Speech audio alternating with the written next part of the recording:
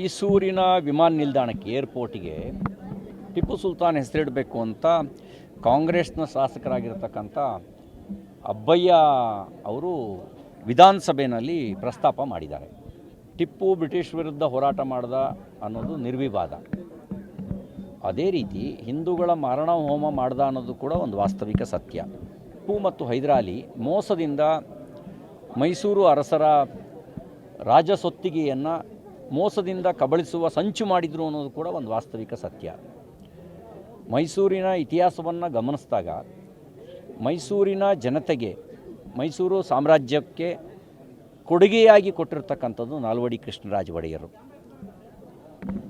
KRSನ ಕನ್ನಂಬಾಡಿ ಅಣೆಕಟ್ಟೆ ನಾಲ್ವಡಿ ಕೃಷ್ಣರಾಜ ಒಡೆಯರವರು ವಿಶ್ವೇಶ್ವರಯ್ಯನವರ ಮೂಲಕ ಅವರ ತಾಂತ್ರಿಕತೆಯನ್ನು ಬಳಸಿಕೊಂಡು ಕಟ್ಟಿಸಿದರು. ಇವತ್ತು ಬೆಂಗಳೂರಿಗೆ ಕುಡಿಯೋ ನೀರು ಕೊಡ್ತಾ ಇದೆ.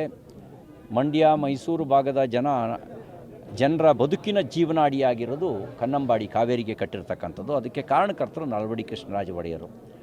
ಮೈಸೂರು ಬ್ಯಾಂಕ್ ಸ್ಥಾಪನೆ ಮಾಡಿದ್ದು, ಮೈಸೂರು ಸುಗರ್ಸು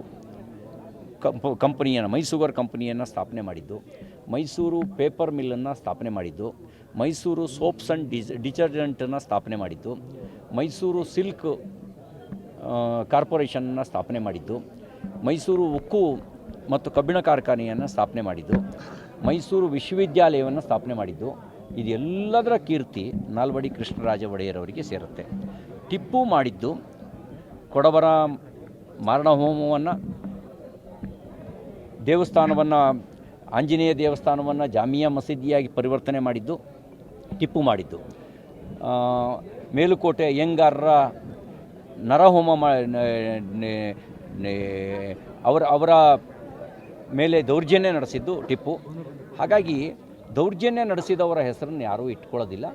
ಅಬ್ಬಯ್ಯ ಅವರೇ, ನಿಮ್ಮ ಮನೆಗೆ ಬೇಕಾದ್ರೆ ನೀವು ಇಟ್ಕೊಳ್ಬೋದು, ನಿಮ್ಮ ಊರಿನ ಬೀದಿಗೂ ಕೂಡ ಟಿಪ್ಪುನ ಹೆಸರನ್ನು ಇಡೋದಿಲ್ಲ. ಕೊಡಗಿನಲ್ಲಿ ಜನ ಟಿಪ್ಪುವನ್ನು ಯಾವ ಪ್ರಮಾಣದಲ್ಲಿ ದ್ವೇಷ ಮಾಡ್ತಾನೆ ಅನ್ನೋದನ್ನು ತಿಳ್ಕೊಂಡಾಗ ಗೊತ್ತಾಗತ್ತೆ. ಮಂಗಳೂರಿನಲ್ಲಿ ಕ್ರಿಶ್ಚಿಯನ್ರ ನರಹತ್ಯೆ ಮಾಡಿದವನು, ಕ್ರಿಶ್ಚಿಯನ್ರ ಹತ್ಯೆ ಮಾಡಿದವನು ಟಿಪ್ಪು. ಅಲ್ಲಿ ಒಂದು ಕೆರೆಯನ್ನೇ ನೆತ್ತರ ಕೆರೆ ಅಂತ ಕರೀತಾರೆ. ಅಂದರೆ ನೆತ್ತರ ಕೋಡಿಯೇ ಆ ಕೆರೆಗೆ ಹರಿದಿತ್ತಂತೆ. ಊರೂರ ಹೆಸರನ್ನ ಬದಲಾಯಿಸಿದವನು ಟಿಪ್ಪು. ಆಡಳಿತ ಭಾಷೆಯಾಗಿದ್ದಂಥ ಕನ್ನಡವನ್ನು ಪಾರ್ಸಿ ಭಾಷೆಯನ್ನು ಆಡಳಿತ ಭಾಷೆಯನ್ನಾಗಿ ಬದಲಾಯಿಸಿದವನು ಟಿಪ್ಪು. ಅಂದರೆ ಕನ್ನಡದ ಆಡಳಿತ ಭಾಷೆ ಬದಲಿಗೆ ಪಾರ್ಸಿ ಭಾಷೆಯನ್ನು ಹೇರಿದವನನ್ನು ಯಾರೂ ಕೂಡ ತನ್ನ ಏರ್ಪೋರ್ಟಿಗೆ ಇಡೋದಿಲ್ಲ.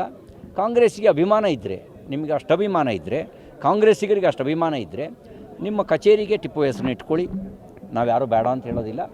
ಆದರೆ ಈ ನೆಲದ ಏರ್ಪೋರ್ಟಿಗೆ ಸೂಕ್ತವಾಗಿ, ಮೈಸೂರಿನ ಏರ್ಪೋರ್ಟಿಗೆ ಸೂಕ್ತವಾಗಿರ್ತಕ್ಕಂಥದ್ದು ನಾಲ್ವಡಿ ಕೃಷ್ಣರಾಜ ಒಡೆಯರವರ ಹೆಸರು, ಅವರ ಹೆಸರನ್ನು ಇಡಬೇಕು ಅಂತೇಳಿ ನಾನು ಆಗ್ರಹಿಸ್ತೇನೆ.